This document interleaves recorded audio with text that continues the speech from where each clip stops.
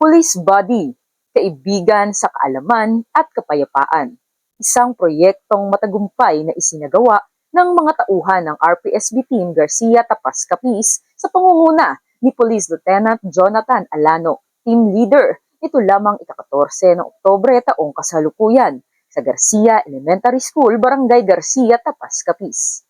Ang proyekto ay may aktibong suporta mula sa mga guro ng paaralan at nakatuon sa pagbibigay kaalaman sa anti-bullying, sa pagpapalakas ng damdaming makabayan ng mga mag-aaral. Nagsagawa rin sila ng maliliit na aktibidad kung saan hinikayat ang mga estudyante na lumikha ng mga positibong mensahe at mangako na labanan ang anumang uri ng pang-aapi. Natutunan ng mga mag-aaral na sila ay may kakayahang gawing ligtas at masaya ang kanilang paaralan para sa lahat. Tampok rin ang tungkol sa pagiging mabuting mamamayan. Nagtapos ang aktibidad na may bagong sigla ng pagmamalasakit at pananagutan ang mga estudyante na handang mag-ambag ng positibong epekto sa kanilang komunidad. Ang mga inisyatibo na ito ng RPSB Team Garcia Tapas Capiz ay patunay sa kahalagahan ng kamalayan at pakikilahok sa paglikha ng isang suportadong kapaligiran sa paaralan.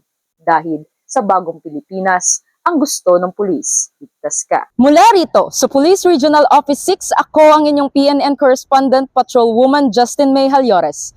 Alagad ng batas, tagataguyod ng balitang pulis.